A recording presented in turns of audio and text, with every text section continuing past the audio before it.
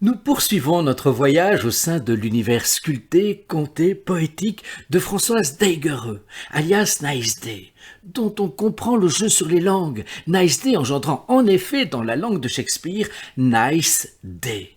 Oh le beau jour! Françoise Daiguereux, disais-je, est artiste par tous les pores de sa peau. C'est en poète qu'elle sculpte, modèle et refaçonne le monde. Nice Day a vécu un drame dans son enfance. Alors qu'elle s'apprête à entrer en première primaire, son père décède dans un accident de voiture.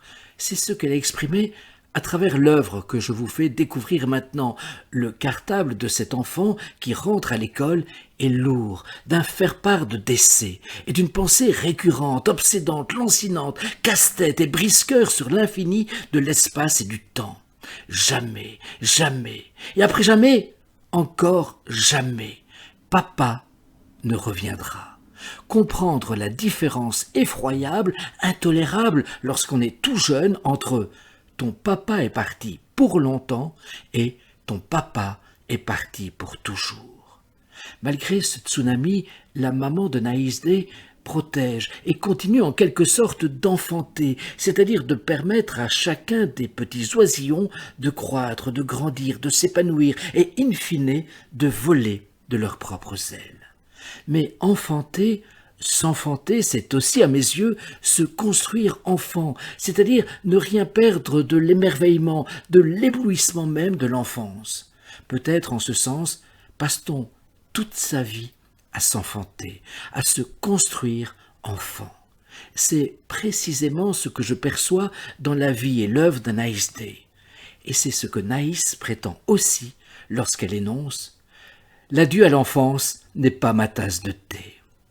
Nice Day a quitté le monde intra-utérin où, comme l'énonce Charles Baudelaire dans son invitation au voyage, tout n'est qu'ordre et beauté, luxe calme et volupté. Quand la douleur est trop forte, trop prégnante, on souhaite cependant retrouver cette plénitude, cette symbiose avec la nature et le monde. A fortiori quand les adultes se révèlent bien cruels, comme, je le devine, cette mademoiselle cauchemar, terreur des enfants qui font tâche, terreur des enfants qui préfèrent écrire dans la marge, se marginaliser, ne pas être dans la norme. Nice Day dénonçait « Je détestais l'institutrice de première année. Par contre, j'adorais celle de deuxième qui, quand j'étais sage, me laissait choisir une image. Mon image préférée était celle d'un enfant qui marche sur un pont branlant la main dans celle d'un ange gardien. » Seul l'art permet cette création, cette recréation, cette récréation du monde, la poésie et la consolation des petits égarés. Dans notre grand jardin arboré, précise encore Nice Day, maman nous donna un bon chien, mais aussi un curé, à l'image précisément d'un ange gardien. Ce curé était un bonhomme gentil et simple, les poches remplies de ballons à gonfler qu'il nous donnait.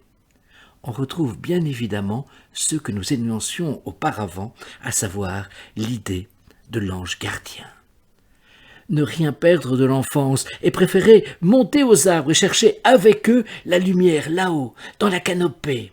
L'arbre qui n'est autre que le médiateur entre la terre, ses racines, ses empreintes, et le ciel, et ses nuages, que n'arrêtent pas les frontières. Alors, quand on est dans la clarté, dans la lumière, l'agneau ne craint plus son ombre.